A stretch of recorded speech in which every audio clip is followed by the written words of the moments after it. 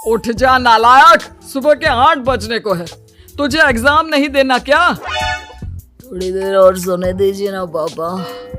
तू उठता या फिर मैं तेरे ऊपर पानी फेंकूं?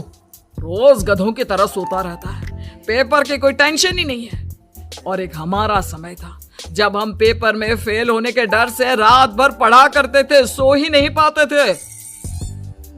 तो क्या अब आप उसका बदला मुझसे लेंगे? मैं 15 मिनट बाद उठ जाऊंगा, आप प्लीज जाइए, मुझे डिस्टर्ब मत कीजिए।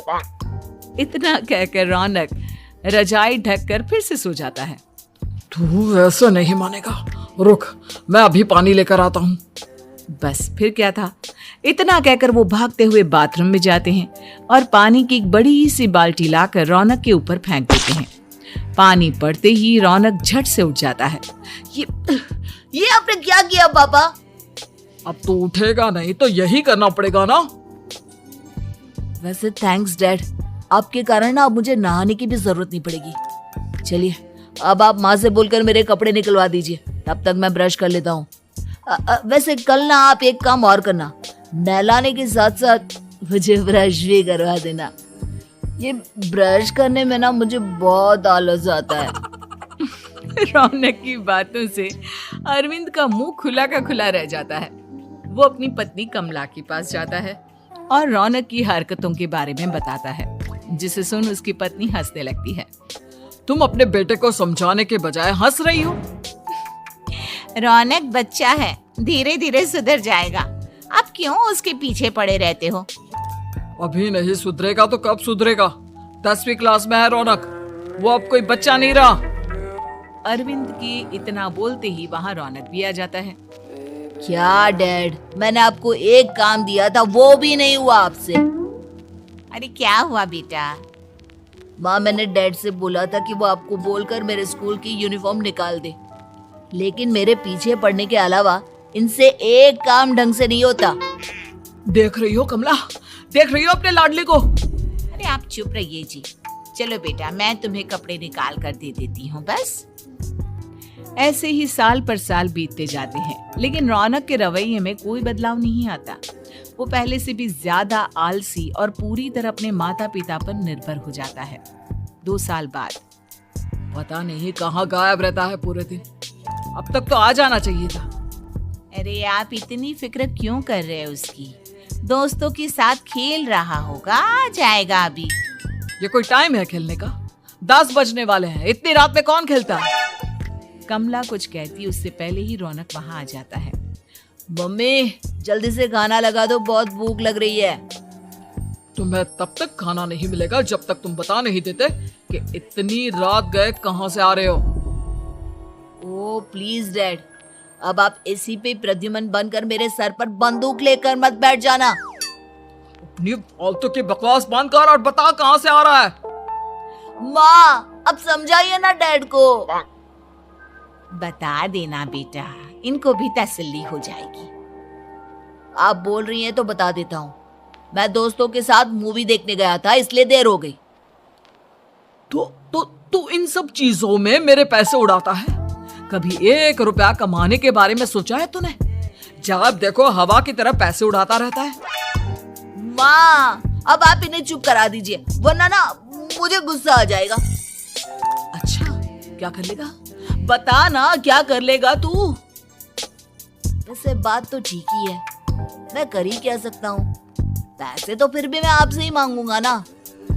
चलिए अब ये सब बात छोड़िए और मम्मी मेरे लिए खाना लगा दीजिए। अभी लगा देती हूँ बेटा। मैं बता रहा हूँ कमला, एक दिन ये ऐसे ही बिगड़ जाएगा। उफ़ो, आप क्यों इतना पीछे पड़े रहते हो मेरे बच्चे के?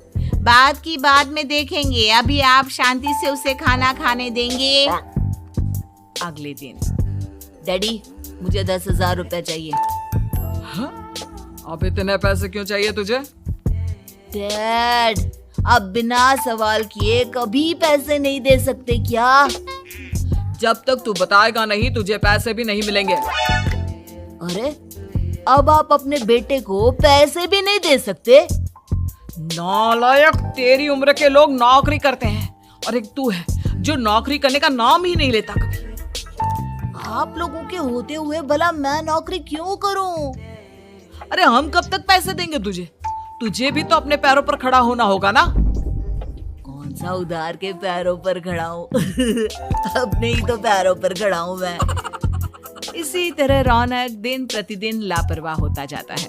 उसकी लापरवाही को देखते हुए अरविंद और कमला अपने बेटे की शादी कराने का फैसला लेते हैं और 1 महीने के अंदर अंदर ही रौनक की शादी मेघा नाम की लड़की से करा देते हैं। शादी के कुछ दिन बाद, रौनक, मुझे एक अच्छी सी साड़ी चाहिए, आप ला दोगे ना?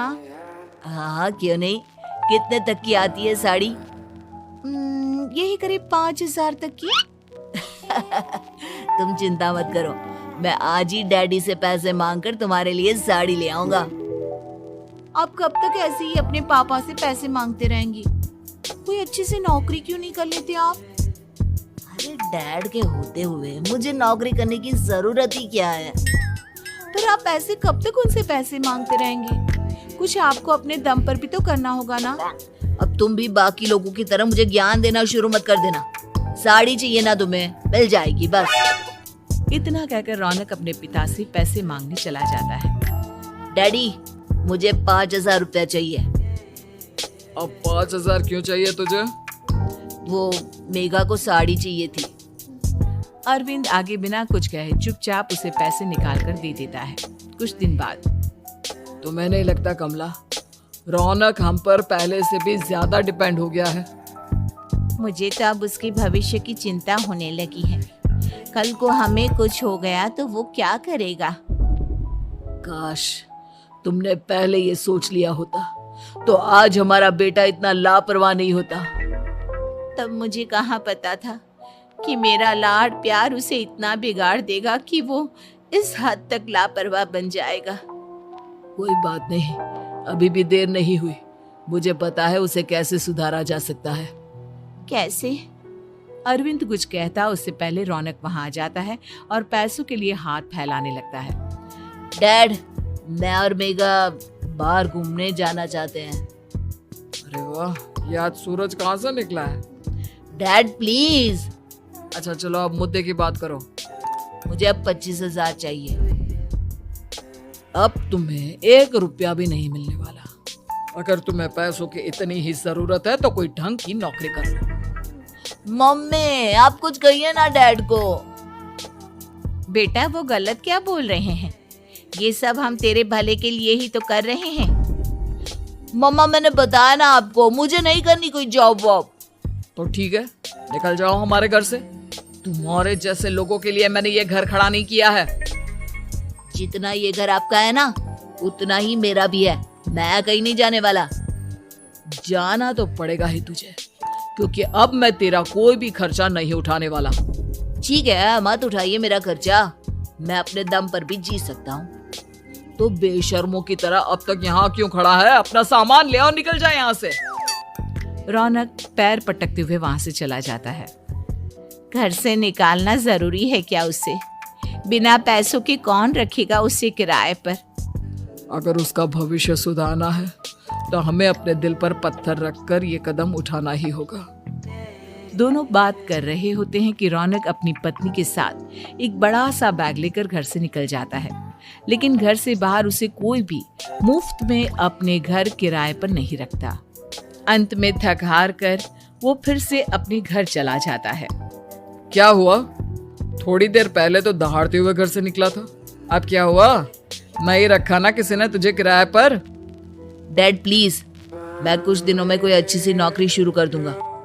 आप तब तक तो हमें रख लीजिए प्लीज।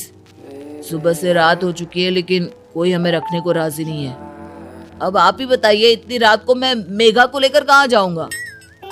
ठीक है, बहू की वजह से मैं तुझे घर पर रख रहा हूँ, लेकिन तू इस घर में एक बेटे की नहीं बल्कि एक किराएदार की हैसियत से रहेगा। 3 महीने है तेरे पास। इन 3 महीनों के अंदर अंदर मुझे तेरी पहली तनख्वाह हाथ में चाहिए, समझ गया? पक्का डैड, इन 3 महीनों के अंदर अंदर तो कोई बढ़िया सी नौकरी ढूंढ ही लूंगा मैं।